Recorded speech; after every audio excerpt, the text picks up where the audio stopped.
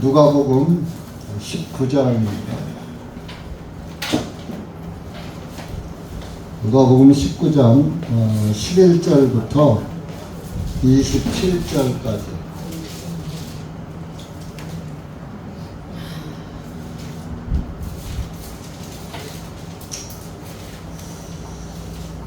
누가복음 19장 11절부터 다 같이 읽겠습니다.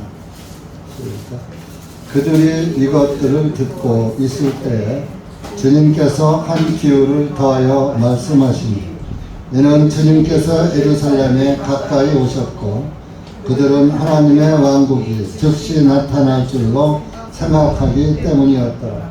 그러므로 주님께서 말씀하시기를, 어떤 귀인이 자신을 위하여 왕국을 받아 오려고 먼 나라로 가게 되었느니라. 그가 그의 종 10명을 불러 그들에게 10문화를 넘겨주며 말하기를, 내가 올 때까지 장사하라 하였느니라. 그러나 그의 백성이 그를 미워하여 그의 뒤로 소식을 보내어 말하기를, 우리는 이 사람이 우리를 다스리는 것을 원하지 아니하나이다 하니라. 그 이후에 그 귀인이 왕국을 받아서 돌아와 돈을 주었던 그 종들을 그에게 불러오라 명령하니, 이는 각자가 장사하여 번 것이 얼마나 되는가를 알고자 하기 때문이다. 이에 첫 번째 사람이 와서 말하기를, 주인님께서 주신 한 문화로 10문화를 벌었나이다 하니, 그 귀인이 그에게 말하기를, 잘하였도다. 너 착한 종아, 왜냐하면 내가 매우 작은 일에 신실하였으니 너는 10성읍을 다스릴 권세를 가지라 하고, 두 번째 사람이 와서 말하기를, 주인님께서 주신 한 문화로 5문화를 벌었나이다 하니, 그가 그에게 또 마찬가지로 말하기를, 너도 5성읍을 다스리라 하고, 또 다른 사람이 와서 말하기를, 주인님 보소서, 주인님께서 주신 한 문화가 여기 있나이다. 곧 내가 수건에 싸서 보관해 두었나이다. 이는 주님은 엄한 분이시기에 내가 주님을 두려워하였기 때문이니, 주님께서는 맡기지 아니한 데서 취하시고 흩뿌리지 아니한 데서 거두시는 분이시다 하니, 그 귀인이 그에게 말하기를, 사악한 종아, 내 입에서 나오는 말로 내가 너를 심판하노라. 너는 내가 맡기지 아니한 데서 취하고 뿌르지 않은 데서 거두는 엄한 사람인 줄로 알았도다. 그렇다면 너는 어찌하여 내 돈을 은행에 넣어두지 아니하였느냐?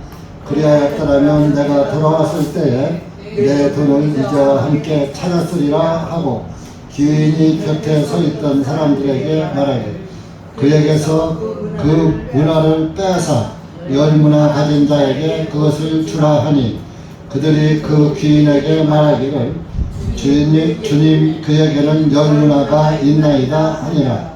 이는 내가 너희에게 말하노니, 누구든지 있는 자는 받을 것이요 없는 자는 그 있는 것조차 빼앗기기 때문이라. 그러나 내가 그들을 통치하는 것을 원하지 아니한 내 원수들을 이리로 끌어내어 내 앞에서 그들을 죽이라 하였느니라 하시니라. 기도하시겠습니다. 고맙고 감사하신 하나님 아버지, 오늘도 주님의 은혜 가운데 오전 모임을 갖도록 은혜 주셔서 감사합니다. 오후 시간도 또 이렇게 작은 무리가 모였습니다. 이 시간도 기록된 말씀을 통하여서 다시 한번 주님의 말씀이 무엇을 우리에게 교훈하시는지 깨닫게 하시고, 주님의 말씀에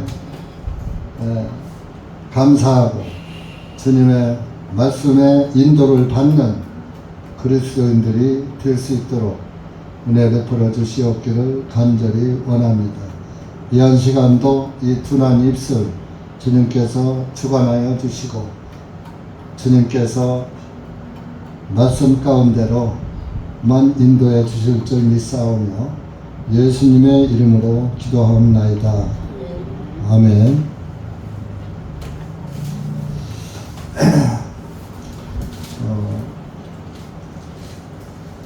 누가복음 19장은 앞에서 10절까지는 삭개오에 대한 그런 말씀을 하고 있습니다. 이제 1절을 보면 예수님께서 여리고로 들어가 지나가시니라 했습니다. 여리고는 세상을 의미합니다. 여리고는 이스라엘 지중해 모든 평지로부터 400m 낮은 위치에 있는 땅이 여리고예요. 그래서 예루살렘과 예루살렘 시온 성은 지중해로부터 해변가로부터 약 400m 높은 위치에 예루살렘 성전이 세워져 있고, 예루살렘 성전은 아브라함이 이삭을 드리려고 했던 모리아 산인 것입니다. 모리아 예루살렘 성전과 여리고는 400m 아래에 있고 예루살렘은 400m 위에 있는 것입니다. 그래서 예루살렘은 말할 것도 없이 하늘에 하나님이 계신 곳이니까 하늘의 모형이고, 여리고는 땅의 모형인데 제일 이 지구상에서 가장 낮은 곳이 여리고 땅입니다. 그래서 물론 세상을 상징하기도 하지만은 지옥을 상징하지요. 제일 낮은 곳에 사해바다가 자리하고 있기 때문인 것입니다. 사해바다는 지옥의 상징 아닙니까? 사해바다는 여리고 요단강이 흘러 들어가는데, 들어가기는 하는데 나가는 곳이 없어요. 모든 바다는 5대양이라고 그러죠. 5대양, 6대주라고. 5대양이 서로 연결되는데 이 사해바다는 연결이 안 되는 거예요. 근데 참 희한하죠. 갈릴리 호수에서 내려오는 호수물은 생수죠. 물고기가 살죠. 그래서 이제 흐르는 강이 요르단 강인데, 그 요르단 강물로 강물이 내려오면 물고기도 따라 내려오겠죠. 물길을 따라서. 물론 물고기는 물살을 거르고 올라도 가지만 내려도 가는 것입니다. 그런데 사해바다에는 생물이 없어요. 왜? 짜기 때문에. 거기가 아브라함 시대에 소돔과 고모라 땅이고, 소돔 고모라가 불타면서 웅덩이로 변한 것이죠. 얼마나 밑에서 유황불이 솟구치고 위에서 유황불이, 아래에서는 용암이 화산처럼 폭발하고 위에서는 불이 떨어져서 소돔과 고모라를 아주 태우고 졸인 것이, 물을 졸이면 짜잖아요. 사해바다가 된 거예요. 생물이 못 사는, 죽을 사자, 바다 해자, 죽음의 바다. 이게 생물이 없죠. 근데 나가질 않지요. 물은 계속 들어가는데 그 바다는 넘치지도 않고 항상 수위를 넘치지도 않고 줄지도 않고 수위를 잘 유지하고 있는 거예요. 지옥은 들어가도 차지 않는 거예요. 어떤 사람들 전파하고 그래요. 아이고, 천국도 10,000원이고 지옥도 10,000원이라서 못 들어간다고. 그러니까 천당이라고 그러니까 그러니까 1000당 만원이니까 저희들은 500당 간대. 그런 농담을 하는데 그건 농담이긴 하지만 하나님을 알면 그런 농담이 나오겠습니까? 하나님을 모르는 우매한 사람들이 하나님을 부정하는, 하나님의 말씀을 부정하고 거절하는 말인 것입니다. 그래서 이렇게 여리고로 예수님은 지나가시니라. 오늘도 이 세상에 예수님의 말씀은 지나가고 계셔요. 말씀이 지나가시는데 이 말씀을 듣는 자가 있고 듣지 못하는 자가 있는 것입니다. 오늘 교회를 왔지만 밥 먹고 간 사람은 그냥 지나간 겁니다. 여러분들은 예수님을 맞이하시는 거예요. 남은 분들. 항상 예수님은 우리에게 우리 앞을 지나가고 계셔요. 그러니까 지나가실 때 잡아야지. 지나가서 이미 지나간 다음에는 지나간 버스 못 잡잖아요. 지금 지나가고 계시니까 지금 꼭 잡고 계셔요. 그래야 그분을 따라갈 수가 있는 거예요. 그래서 지나가다 보니까 누가 구원받아요? 삭개오가 구원받잖아요. 삭개오. 다른 사람은 키 큰 사람들은 구원을 못 받아. 키 큰 사람들의 그 인의 장막에 가려서 삭개오는 예수님을 볼 수가 없던 거예요. 그래서 예수님을 보려고 폭위에서 뽕나무로 올라가서 뽕나무에 올라간 그 삭개오를 예수님이 보시고, 삭개오는 예수님을 보려고 올라갔지만 예수님은 삭개오고 내려와 내려와라 그랬습니다. 삭개오의 방법, 물론 예수님을 보기 위해서 올라갔지만 내가 나를 보려면 올라가는 것이 아니라 내려가야지 된다. 낮은 마음이 되어야지 된다. 그래서 이 키가 큰 사람들은 곧 성경에서 키 큰 것은 좀 부정적인 말씀으로 해요. 사울왕이 키가 컸어요? 적었어요? 어깨 위를 더하더라. 사람의 목 하나가 더 있을 줄 이렇게 쳐다봐야지 돼요. 그래서 사울은 크다. 큰 것은 교만을 상징하는 거예요. 근데 삭개오는 키가 작았죠. 키가 작은 데다가 큰 사람들 때문에 예수님을 볼 수가 없으니까 영원하는 마음에서 올라갔지만 예수님은 내려와. 나 너를 다 알고 있어. 내 마음 다 알고 있다.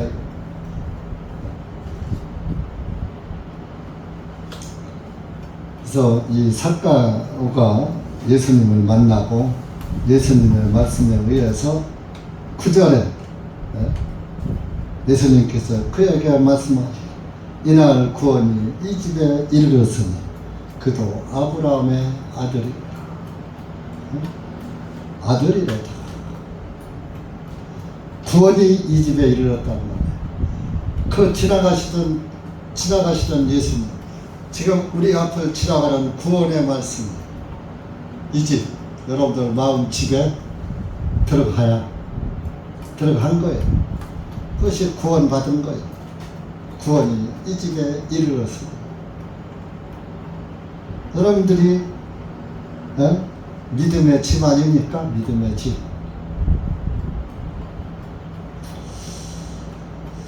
그래서 여러분들이 지금 이렇게 세월은 흘러가고 예수님의 말씀은 우리 앞을 계속 지나가고 계시는 겁니다. 지금 2000년 동안 지나가고 계시는데 2000년 끝에 와서 지금 저와 여러분이 그분의 말씀을 받아들이고 있는 거예요. 삭개오의 집에 들어가듯이 예수님의 말씀이 여러분들 마음의 집에 들어가는 거예요. 그 들어간 사람들이 부르는 찬송이 나의 마음 성전 쌓고 주께서 계시네 하고 찬송을 부르는 거예요. 그 찬양을 세상 유언가처럼 자기를 나타내려고 부르는 것도 아니고, 세상 유행가는 가수들은 자기를 나타내는 거죠. 그 노래 잘해서 진을 차지하고 가수 왕이라고 하고 왕이라는 칭호를 받고 해서 세상 영광을 받죠. 그러나 우리가 예수님을 찬양하는 것은 나를 자랑하는 게 아니에요. 예수 그리스도의 은혜가 감사해서 하나님께 찬양을 드리는 겁니다. 그것은 여러분들이 예배 시간에 찬송을 드리는 것만이 찬양이 아니라 여러분들의 삶이 항상 예수님께 찬양 드리는 그런 마음으로 살아야지 되는 거예요. 네?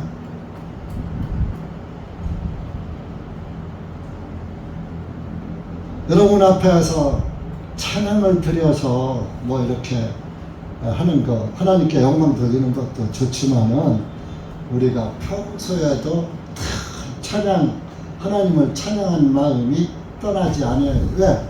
구원을 받은 사람은 늘 감사가 나오니까 늘 찬양하는 거예요.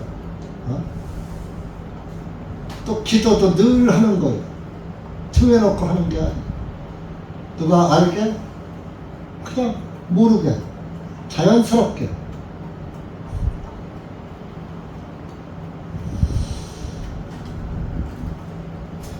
찬양은 하나님께 영광을 돌리는 것이 찬양이죠.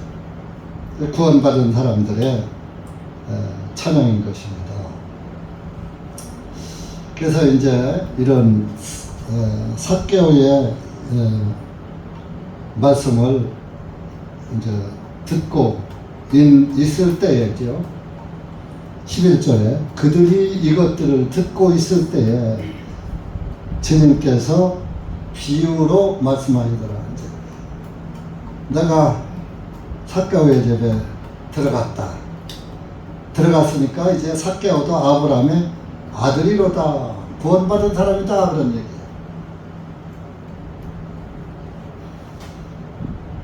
그런데 이런 말을 듣고 있을 때에 비유의 말씀을 하시는 것이 그 열문화의 비유의 말씀이죠.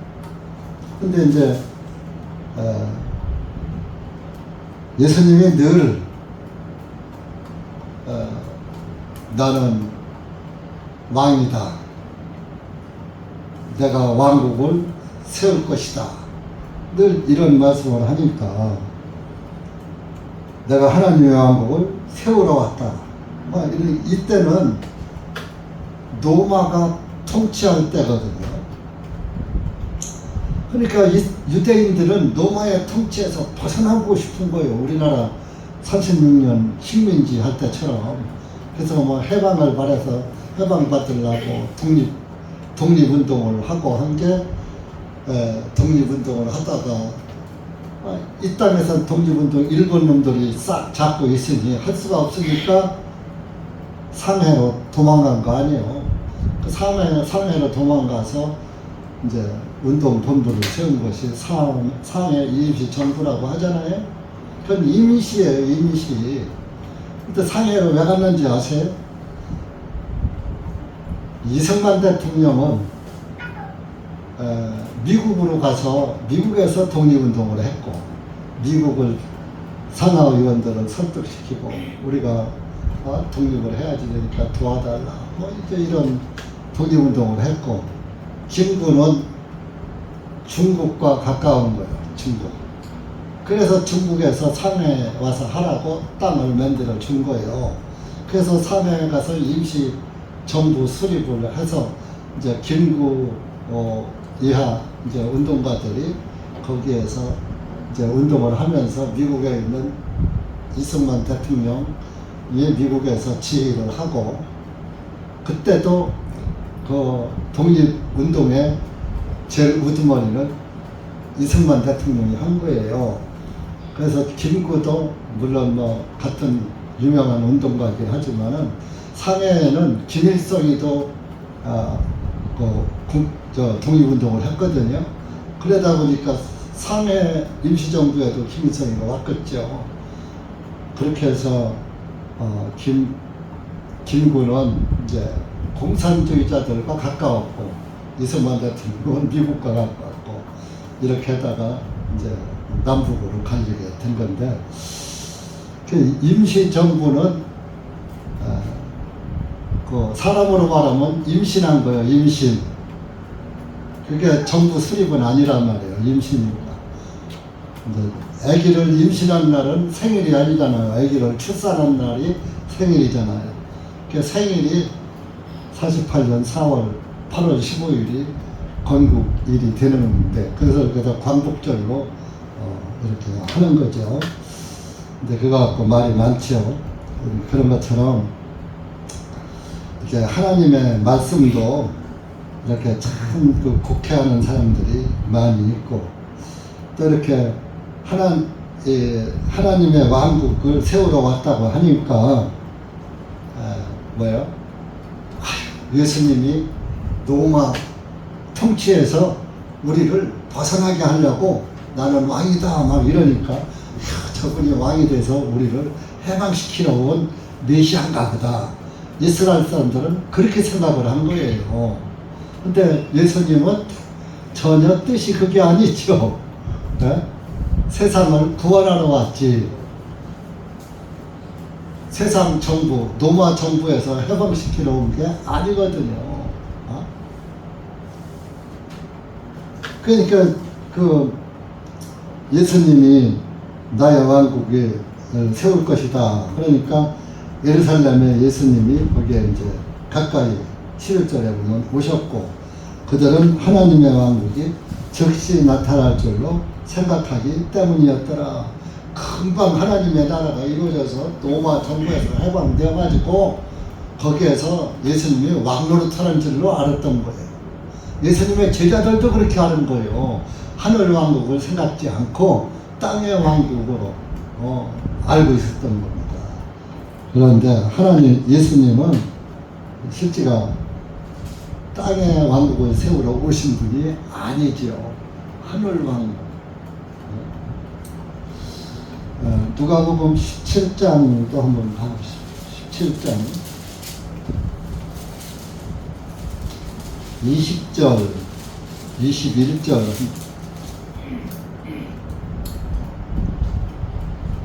시작. 주님께서 하나님의 왕국은 어느 때에 오겠느냐는 바리새인들의 질문을 받으시고 그들에게 대답하여 말씀하시되 하나님의 왕국은 불지 깨우는 것이 아닙니다. 사람들이 말하되 이는 보라 여기 있다 또는 보라 저기 있다 하지 못하기 때문이니 보라 하나님의 왕국이 너희 안에 있느니라 하시고. 자, 하나님의 왕국이 이스라엘 땅에 있어요. 대한민국 안에 있어요. 여러분 마음 안에 있어요.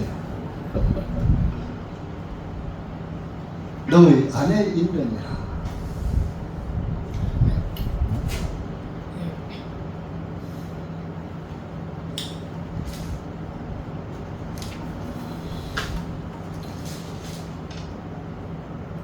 하나님 나라는 여러분들이 죽으면은 천국까지, 천국이 이 땅에서부터 내 안에 왕국이 세워져서 왕국이 세워지는 것이 하나님의 자녀로 다시 태어나서 하나님의 자녀로, 자녀의 믿음으로 사는 것입니다. 내 안에 구원의 복음이 이루어져야 하나님의 왕국이 건설된 거예요. 왕이 바로 예수 그리스도 아닙니까? 그러니까 하나님의 왕국이 건설되면 누가 야 여기 좋은 거 있어?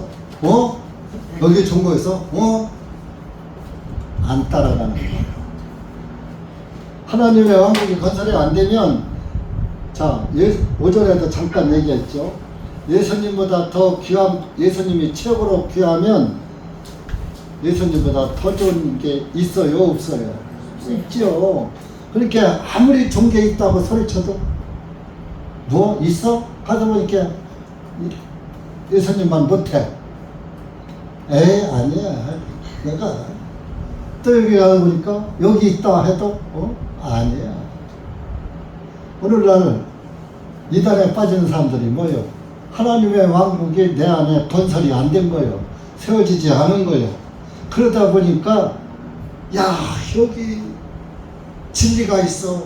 진리가 예수님인데 내가 길이요 진리요 생명이라 그랬잖아요.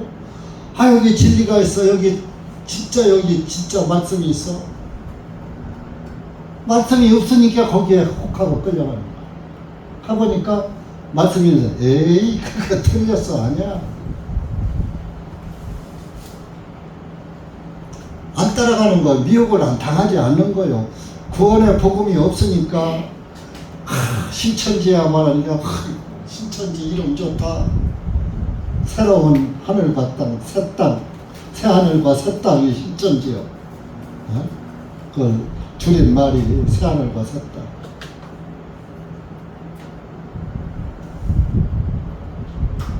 그러면 신천지의 증거 장막 성전이라고 간판에 그렇게 했어요.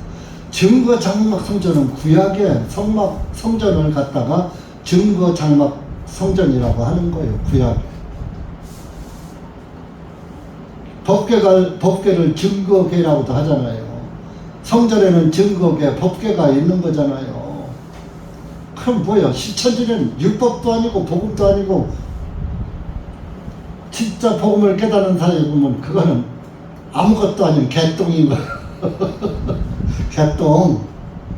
개똥 참외, 덜 참외, 못 먹는 참외. 그래서 정명석이한테 빠져서 젊은 대학생들 가서 농락당하고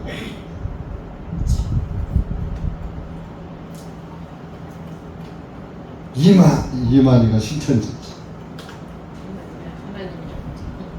네, 안상홍이한테 가서 빠져서 또 거기 가서 또 허우적대고.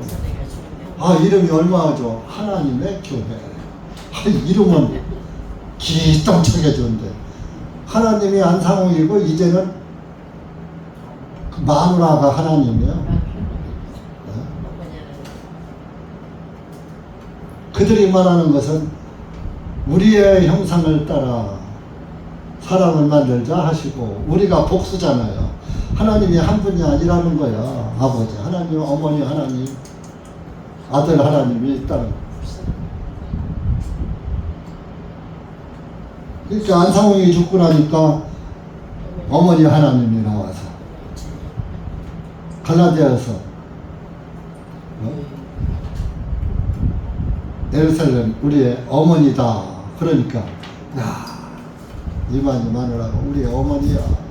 어머니 하나님이야. 그렇게 끌고 가니까 이 우매한 사람들이 하나님의 왕국에 들어가지를 왕국 시민이 안 돼버리니까 그렇게 속는 거예요.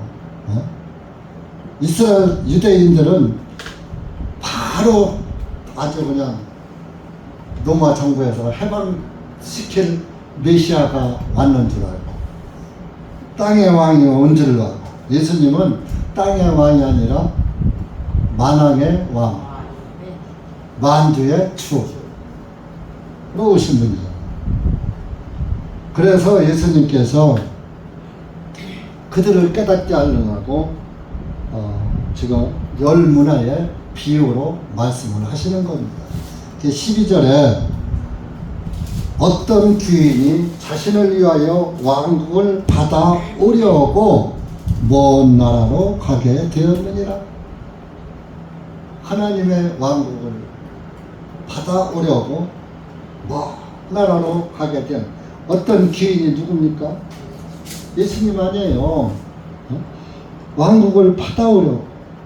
지금은 예수님이 오신 것은 아들로 오셔서 구원 사역을 이루어서 하나님 왕국 건설을 이제 이 성도들이 하나님의 왕국 백성이니까 그 저와 여러분이 하나님의 왕국 안에 지금 들어가 있는 거예요. 지금 우리 대전중앙 침례교회가 사람 몇 안 돼도 그래도 하나님의 왕국이 세워진 모임이라고요. 아, 1000명, 2000명, 10,000명 되면 뭐합니까? 왕국이 없는데. 맞아요, 틀려요. 아? 분계의 일학이라는 말이 있어요. 닭이 1000마리면 그 가운데 봉황이 한 마리 있다. 그런 말이 옛날에 있어요. 그런데 지금은 10,000개 일왕도 없어요. 봉황이 없어요.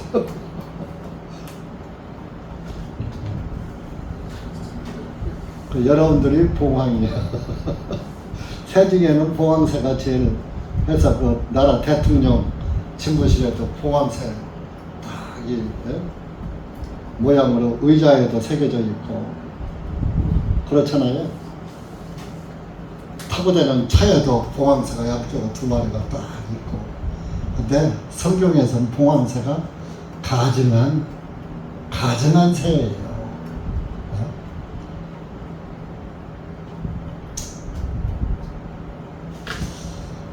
네, 봉황은 그 용과 같이 신성 동물로 여기는 거거든요.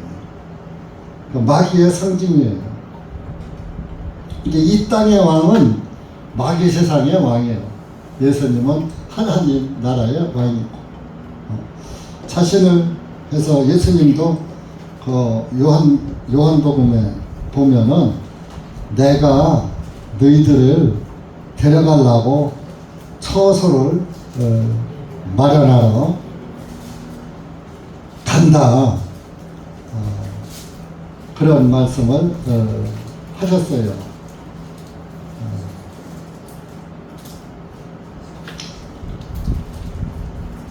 요한복음 17장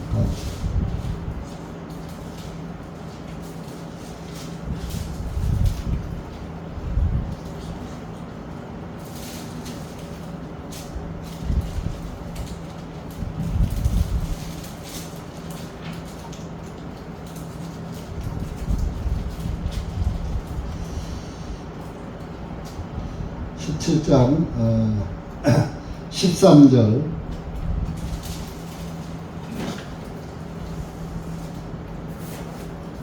시작. 이제 내가 아버지께로 가오니 내가 세상에서 이 일들을 말하는 것은 그들로 하여금 나의 기쁨이 그들 안에서 성취되게 하려 함이니이다. 또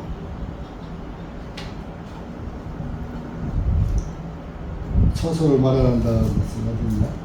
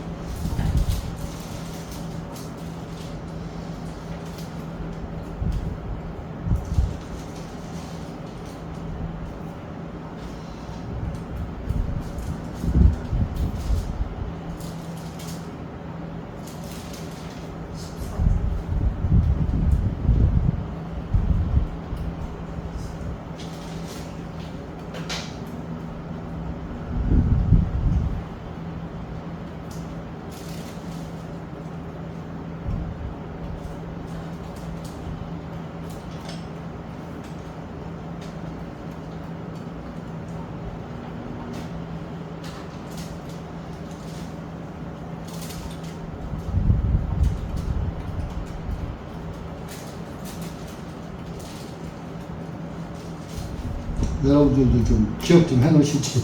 여기 17장에 없나? 14장? 몇 절이시오? 1절, 2절이요? 네? 1절, 2절. 아, 그러네. 1절에 1절, 2절. 미안합니다. 1절부터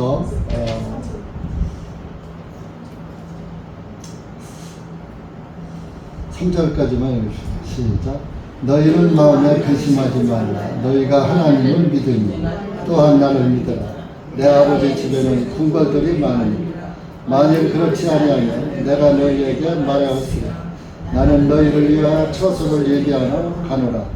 내가 가서 너희를 위하여 처소를 예비하면 내가 다시 와서 너희를 내게로 영접하여 내가 있는 곳에 너희들 있게 하리라.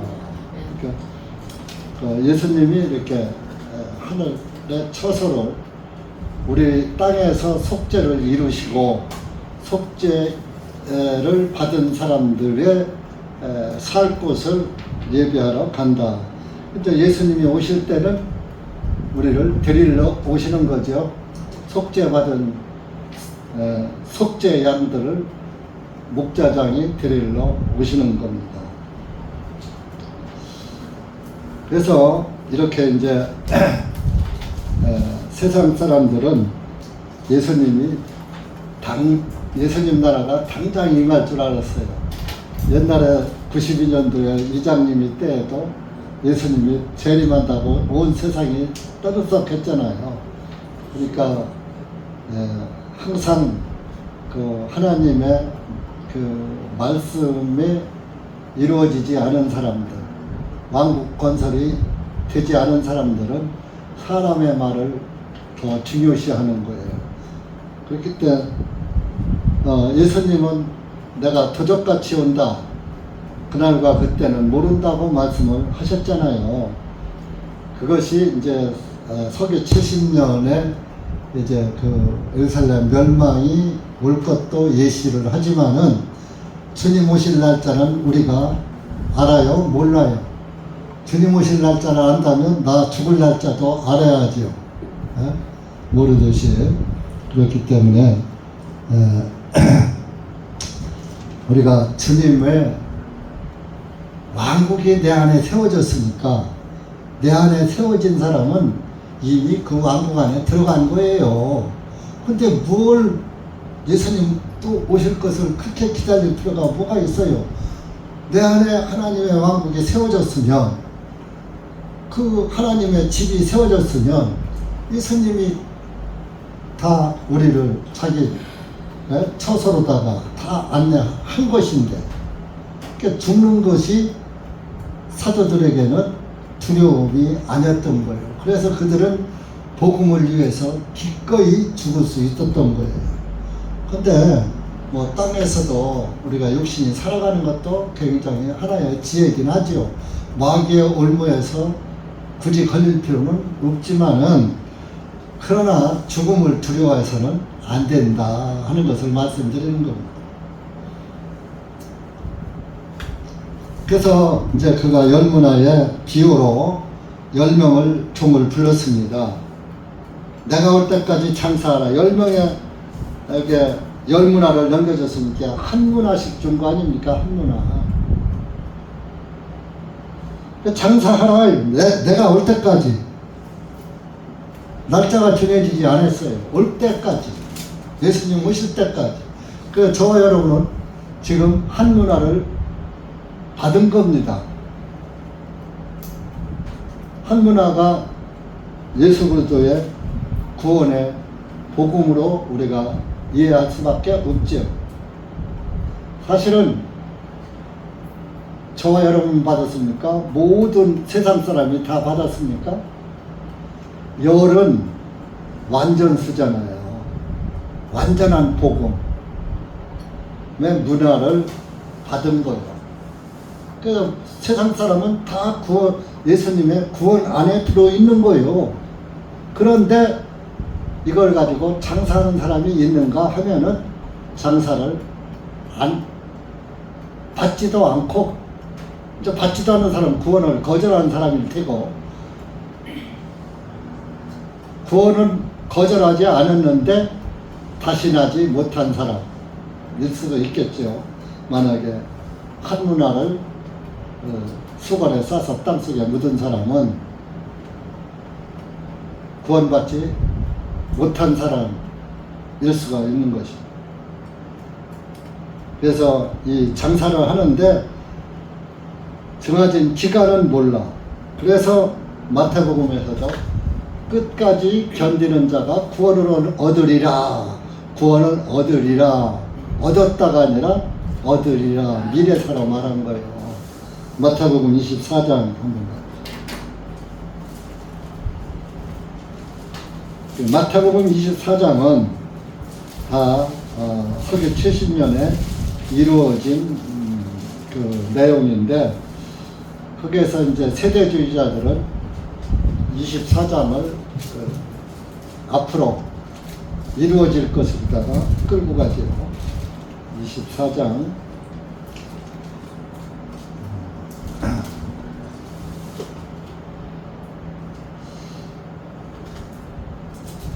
11절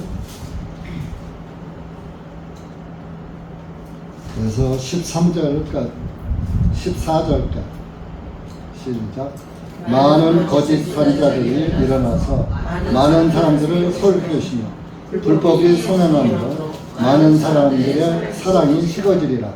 끝까지 견디는 자는 구원을 얻으리라. 또 이 왕국의 복음이 모든 민족들에게 증거되기 위하여 온 세상에 선포되리니 그런 후에야 그 끝이 오리라.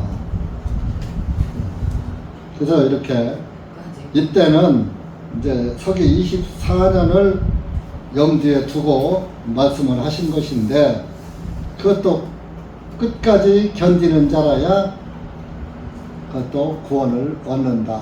이런 얻으리라. 아직 예수님이 이 말씀을 하실 때는 이것이 오지 않았기 때문에 미래사로 말씀을 하신 겁니다. 그런데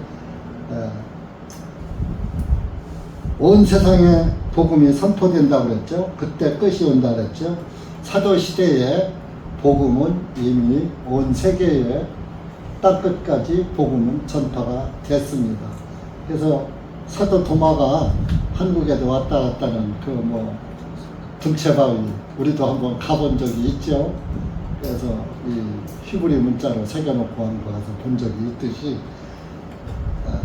복음은 이미 사도시대에 끝까지 전파됐는데, 세대주의는 이것이 그때 초기 70년대를 두고 한 것이 아니라 앞으로 미래 세대에 땅끝까지 복음이 전파돼야 예수님이 오신다, 이렇게 끌고 가는 것입니다.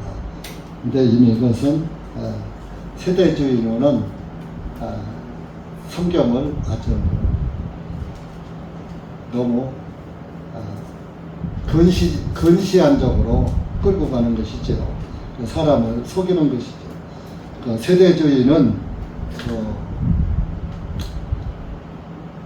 제시트가 예수회가 만드는 것이기 때문에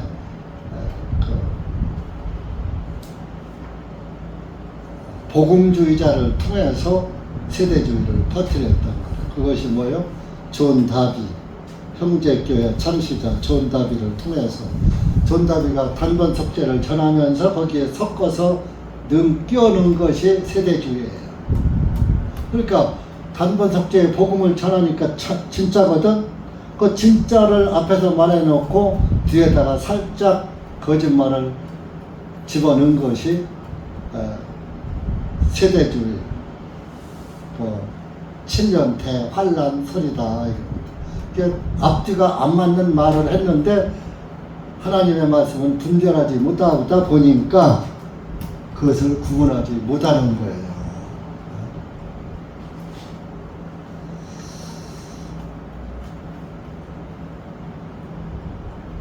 그래서 이제 그 왕국을 받아오려고 그 귀인이 돌아오는 겁니다. 돌아와서 15절에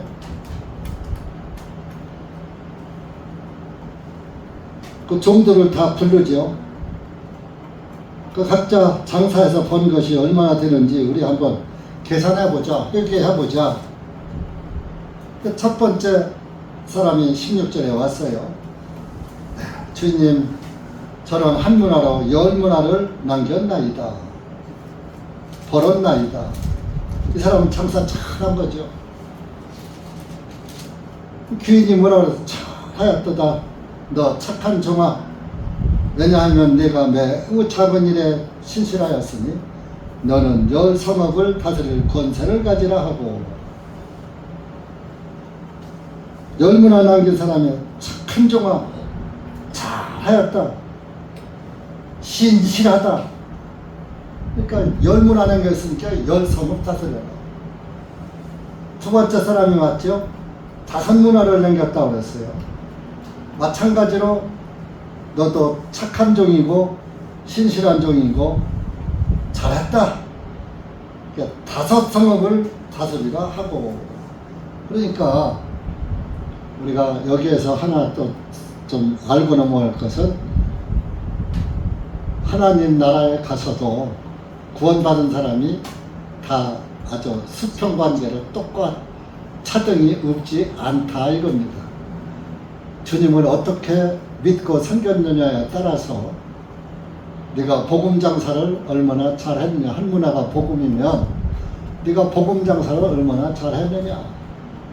근데 꼭 그것은 뭐 숫자로다가 말할 것이 아니라 열 문화를 남겼다는 것은 완전한 복음을 잘 전한 것을 의미하는 거예요. 잘 전했느냐? 잘 전했으면 잘한 것이다. 이런 말. 그 뭐 사람 뭐 10명 전도한 사람, 뭐 100명 전도한 사람, 뭐 10,000명 전도한 사람, 뭐 그런 숫자가 아니고, 내가 복음을 위해서 어떻게 살았느냐, 내 마음이 어디에 있었느냐, 그것을 말씀하라. 또 그 다음 사람은 5명, 그럼 5 성읍을 다스려. 이제 그릇대로, 복음의 그릇대로 하늘에서도 이제 그 지위가 주어지는 것이죠.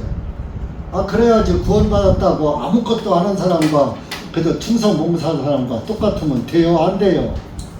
안 되는 거죠.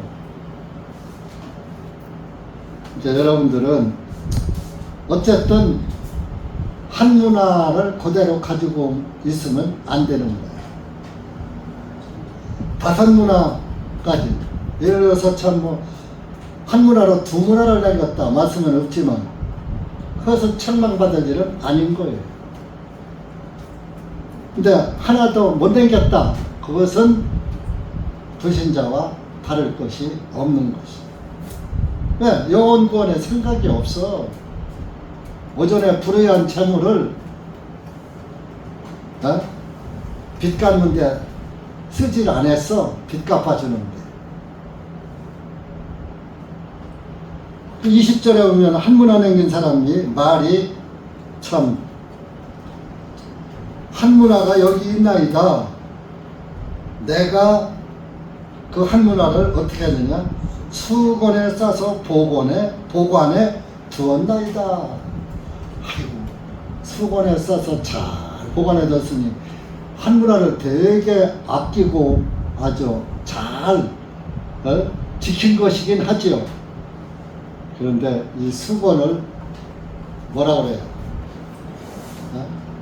우리가 율법을 뭐라 그래요? 율법 수건이라고도 하잖아요. 이스라엘 사람들은 율법 수건에 예수님의 한 문화를 수건으로 싸서 둬버렸으니까 한 문화가 역할을 해요? 못해요? 복음을 인정했어요? 안 했어요? 유대인들이. 이 당시에 이제 유대인들도 가리키지만 오늘날 구원의 복음을 듣고도 믿지 않는 자, 한 문화는 주어졌어. 예수 그리스도가 세상죄를 지고 죽으셨다가 3일 후에 부활했다고 예수님 안 믿는 사람들도 그거는 다 알아들어서 지금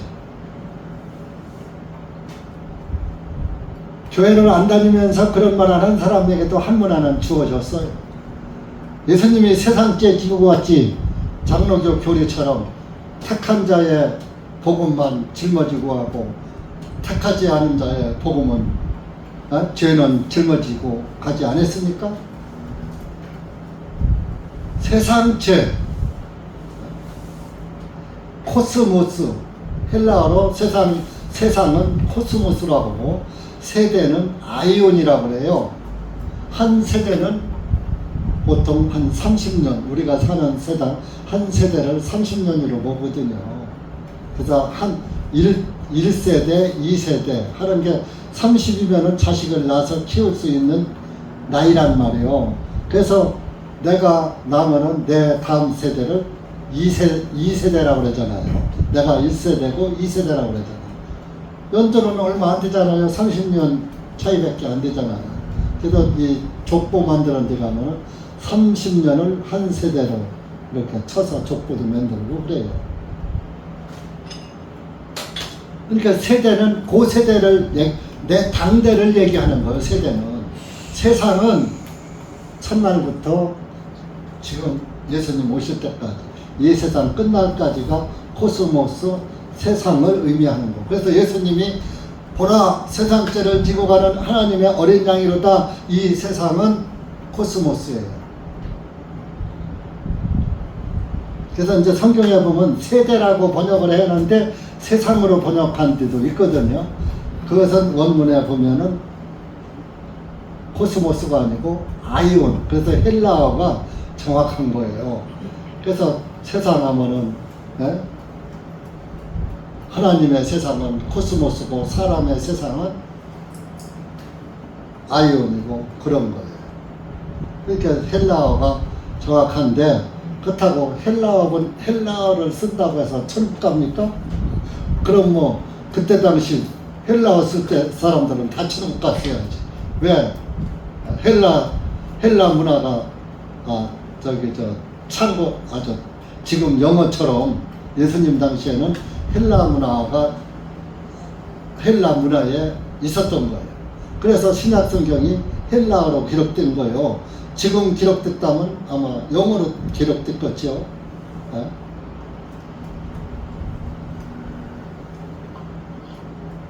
근데 영어는 좀 단순해요. 세상 하면 월드 그냥 이렇게 나왔으니까 뭐 구분이 안 되는 거예요. 한글도 세상 하면 구분이 안 되는 거예요. 하나님의 세상이나 사람의 세상이나 똑같은 거예요. 그래서 어떤 사람들은 헬라어 성경을 가져야 한다. 그래서 하는 것이 또 여호와 증인들 또 헬라어 성경을 번역해서 써요.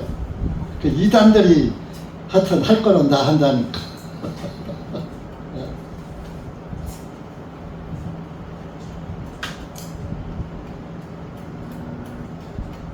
그래서 이제 이렇게 한문화는 수건에 쌌어요. 율법 수건에 쌌어요. 육신 수건에 쌌어요.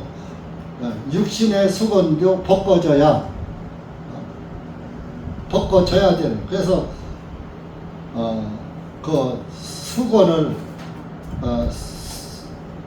예수님께로 돌아가면 그 수건은 벗겨진다. 고린도 전서에 있나?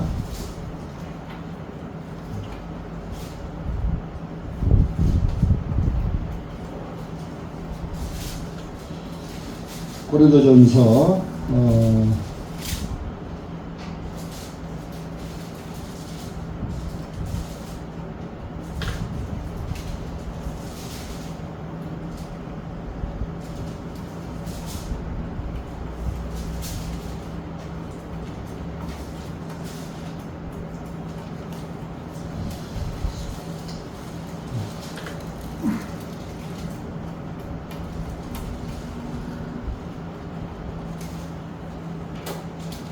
예수 그리스도께로 돌아가면 수건이 벗겨진다고 했는데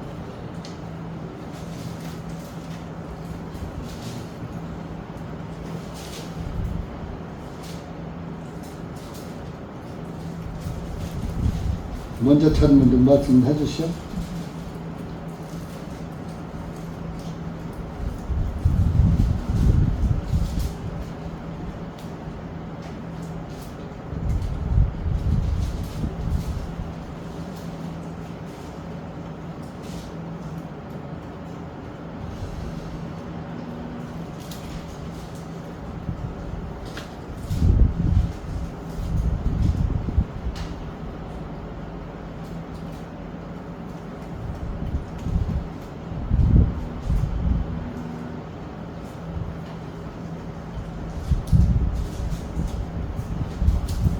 그 목사의 그 교인이고.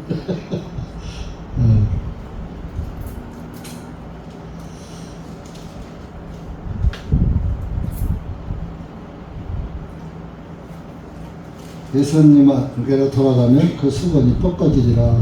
이렇게.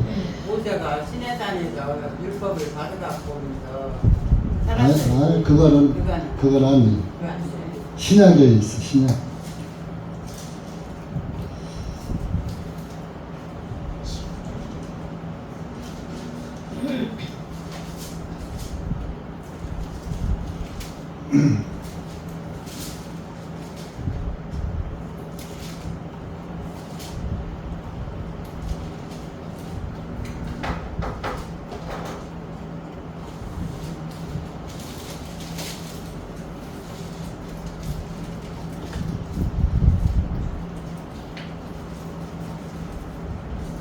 가끔 하나님이 나를 힘들게 해.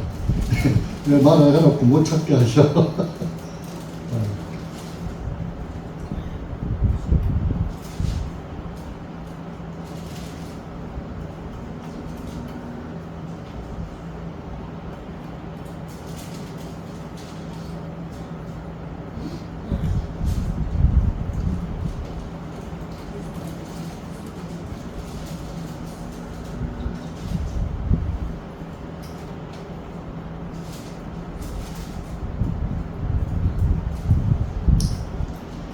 다음에 그냥 넘어갑시다. 그 찾다가 시간 다 버려.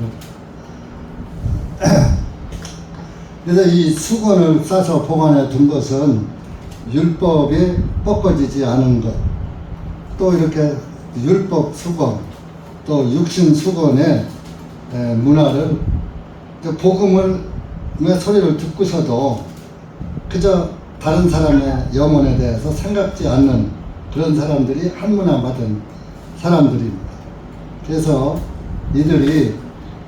이들에게는 하나님께서 뭐라고 했느냐? 22절에 사악한 종이라고 해요. 사악한 종.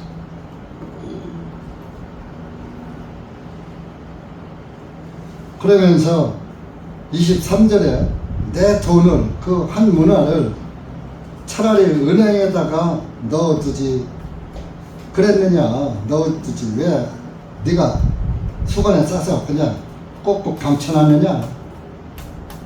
그래야였더라면 돈에 은행에서 이자라도 받았을 게 아니냐. 여기 은행은 오늘날의 교회를 상징하는 것입니다. 그러니까 뭐요? 여러분들이 전도를 못하면 교회 모임에라도 가서 착실하게 신앙생활을 하는 거예요. 같이 힘을 모아서. 삼겹줄은 끊어지지 않는다는 말씀이 있잖아요.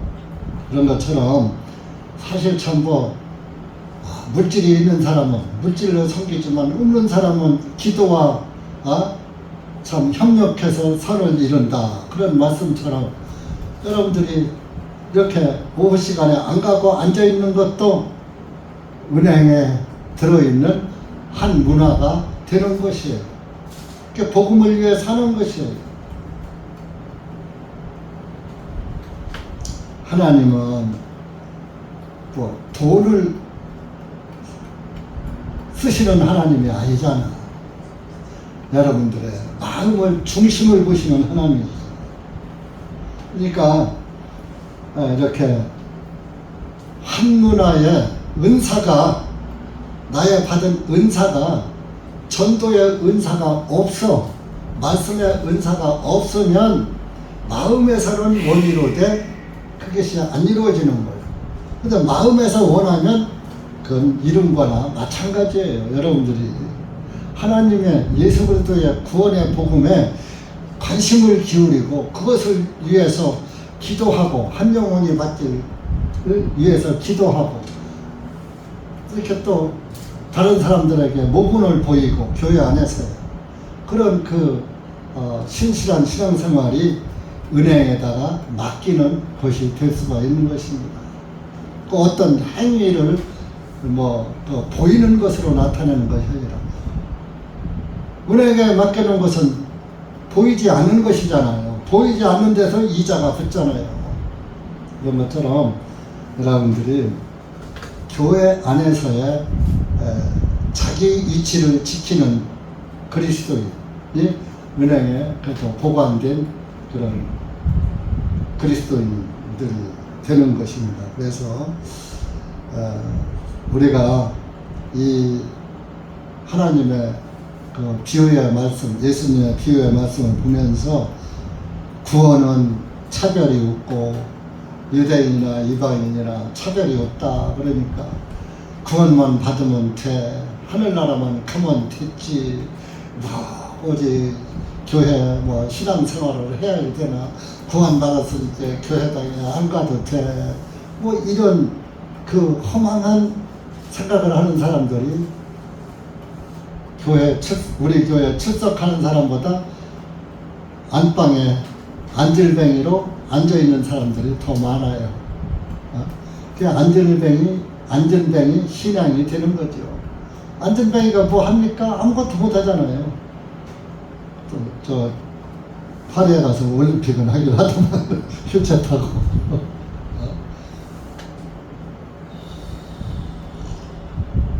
성경의 안진뱅이는 그거 뭐 걷지 못하는 것만 의미한 게 아니라 아무것도 할 수 없는 그런 사람이 안질뱅이가 일어났다 하는 것은 뭐예요? 안질뱅이 같이 무능한 존재가 하나님의 복음으로 말미암아서 일어나서 걷고 뛰고 하더라. 사도행전 3장에 미문의 안진뱅이 예수 그리스도의 이름으로 일어나 걸어라 하니까 베드로와 요한이 그 사람의 즉시 일어나서 걷기도 하고 뛰기도 하더라. 그런 말씀이 사도행전 3장에 나오잖아요. 미문의 안진뱅이. 우리는 구원받기 전에 안진뱅이 같은 그런 존재였던 거예요.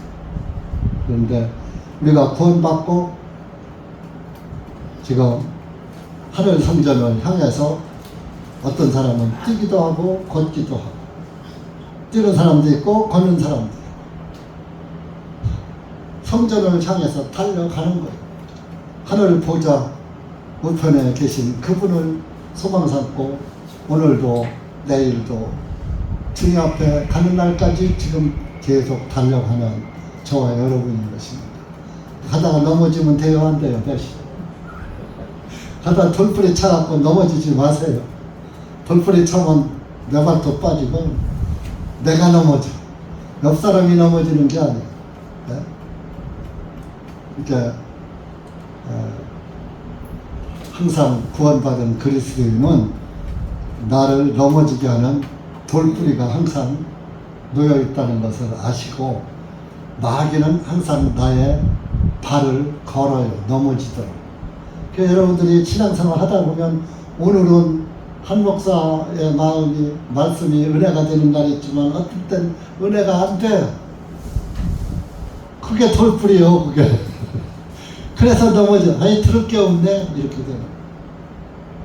이제 한번 들을 게 없네. 한번 마음이 생기면은 그때부터 이제 귀가 막혀. 귀머거리가 돼, 귀머거리. 귀머거리가 되면 또 그걸로 소경도 돼, 소경. 주님 나라가 안 보여. 가물가물해져, 이제. 그렇게 해서 넘어지고 목표점을 달려가지 못하는 것이 되는 겁니다. 그러니까 오늘 우리가 자기가 받은 은사대로 주님을 섬기는 거잖아요. 그러니까 없는 것을 가지고 억지로 섬긴다고 되는 것도 아니고 우리는 주님을 믿음으로 섬기면 되는 거예요. 우리의 중심을 보시는 하나님 아니셔요? 그분이 우리의 중심을 보시고 그분 앞에 부끄러움이 없는 그리스도인으로 살아가면 되는 거예요. 그러니까 여러분들 오늘 뭐 오전이나 오후나 되게 말씀을 이렇게 하다 보니까 오전엔 선한 청지기의 삶을 그 말씀 드렸는데 오후에도 또 비슷한 내용의 말씀이 전해진 것 같습니다. 13절에 보면은 거의 종 10명을 불러서 10문화씩 넘겨줬다 하는 것이 청지기에다가 재물을 맡기는 거와 똑같은 비슷한 말씀 아닙니까? 그러니까 우리는 우리가 받은 구원은 이렇게 갖다가 저기 대도 예수 그리스도의 피의 복음의 구원이고 저렇게 하나님의 말씀을 갖다가 또 이렇게 인용을 해도 예수님의 이야기뿐이라는 것을 성경에서 예수님의 말씀이 연결되지 않고 석가모니가 연결되면 돼요, 안 돼요? 안 되는 거예요. 그러니까 성경은 예수님을 관해서 말씀하니까 예수님의 말씀만 나와야지 되고, 불경은 석가모니에 대한 책이니까 석가모니만 나오지 예수님이 안 나와. 이렇게 불경은 석가모니 이야기고 성경은 예수님 이야기고, 그러면 석가는 뭐요? 사람의 종자로, 사람의 씨로 태어난 죄인이고, 예수님은 하나님의 씨로 태어난 성령 잉태하신 하나님의 씨로 태어나신 분이고, 누가 귀해요? 사람의 종자가 귀해요? 하나님의 씨가 귀해요? 여러분들은 사람의 이 마귀는 예수님을 사대 성인에다가 예수님을 끼워 넣어 가지고 사람의 아들로, 마리아와 요셉의 아들로 둔갑시켰지만, 예수님은 그런다고 하나님의 이전인자가 바뀝니까? 사대 성인에 껴놓는다고? 절대로. 예수님에게는 요셉의 피가 한 방울도 들어가지 않았고 성령의 씨로 잉태돼서 나오신 하나님이란 말이에요. 하나님. 그러니까 우리는 그 존귀하신 분이, 그분이 존귀하신 분이 바로 귀인이 되는 거예요. 그러니까 여러분들은 귀인에게 선물을 받은 거예요. 한 문화를 선물을 받았는데 그것을 좀 수건에 싸서 장롱 안에 감추지 말고 다른 사람들에게 좀 나눠주세요. 나눠주는 게 장사하는 거예요. 장사가 내 물건 그 사람한테 주는 거잖아요. 그러니까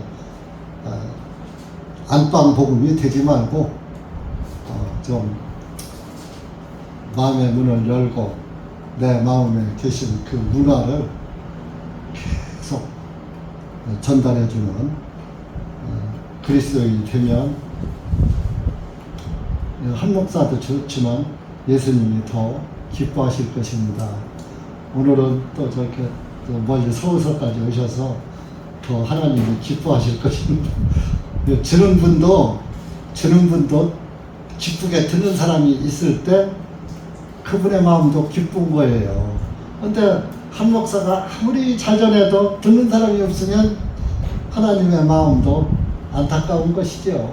그러니까 여러분들, 제가 성경 구절을 한 두 번째 못 찾아서 좀 헤맸는데, 오늘은 하나님이 네가 말씀을 들봤구나 하는 것을 증거하신 것인데, 생각이 따뜻하면서 날 탓이었다 이게. 그리고 또 이렇게 사람은 핑계대다가 끝나는 거예요. 기도합시다. 하나님 아버지 감사합니다. 오늘 우리가 누가복음 19장 열문화의 비유를 통해서 다시 한번 주님의 받은 문화를 가지고 우리가 장사를 해야지 되는데, 이렇게 대전중앙침례교회 장사를 잘 못하고 있습니다.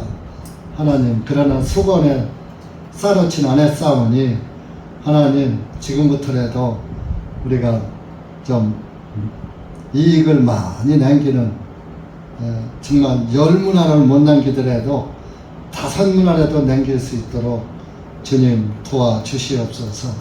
오늘 멀리 이렇게 서울에서 오신 또 자매님 가정 주님께서 기억하시고, 항상 멀리서도 주님을 항상 마음에 모시고 살고 있는 우리 김정실 자매님 가정에게 하나님의 구원의 은혜가 차고 넘칠 수 있도록 은혜를 베풀어주셔서 정말 서울에선 사람도 많으니까 좀 더 많이 그 문화 장사를 잘 할 수 있도록 은혜를 베풀어 주시옵소서.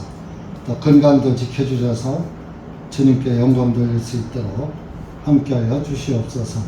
돌아가는 발걸음도 동행하여 주실 줄 믿사옵고 예수님의 이름으로 기도하옵나이다. 아멘.